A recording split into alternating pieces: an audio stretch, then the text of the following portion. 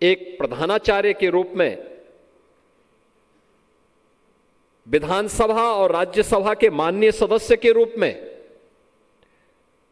गुजरात सरकार के मंत्री के रूप में और फिर गुजरात की पहली मुख्यमंत्री के रूप में और आज उत्तर प्रदेश जैसे देश के सबसे बड़े राज्यपाल के रूप में उनके यशस्वी कार्यकाल को, उनके कार्यक्रमों को बहुत नजदीक से देखने, सुनने और जानने का अवसर हम सबको प्राप्त होता है।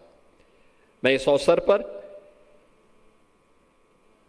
आदरणीय राज्यपाल जी को उनके इस जीवनी के लिए मैं फिर से बधाई भी देता हूं, उनका अभिनंदन भी करता हूं, उनके स्वस्थ और दीर्घ जीवन की कामना भी करता हूं कि उनका मार्गदर्शन इसी प्रकार से उत्तर प्रदेश वासियों को और देशवासियों को और देश की कम से कम आधी आबादी को तो निरंतर प्राप्त होता रहे। वह एक प्रेरणा है अपने आप में।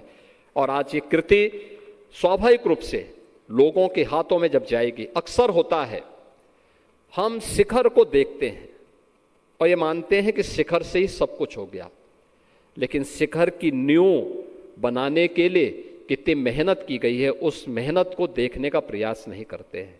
और मुझे लगता है कृति गांव से निकल करके कैसे इस यात्रा को आगे बढ़ाया जा सकता है, यह जानने के लिए चुनौतियां मुझे स्वीकार हैं। यह अपने आप में एक नई प्रेरणा होगी हमारे नई पीढ़ी के लिए, वर्तमान पीढ़ी के लिए आगे बढ़ने के लिए, जीवन के संघर्ष में अपना रास्ता तय करने वाली हमारी नूतन पीढ़ी के लिए एक नई प्रेरणा होगी। आज के इस अवसर पर मैं हृदय से अभिनंदन करते हुए लेखक त्रय को हृदय से बधाई देता हूं। इस अवसर पर माननीय उपराष्ट्रपति जी का मार्गदर्शन हमें प्राप्त होगा। महाकुंभ के आयोजन में उनकी उपस्थिति हमें एक नई प्रेरणा दी थी।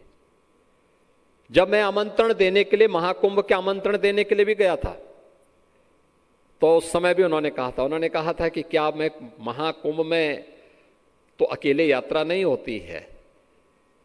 तो मैंने कहा आदरणीय, आपको तो पूरा देश ही आपका परिवार है।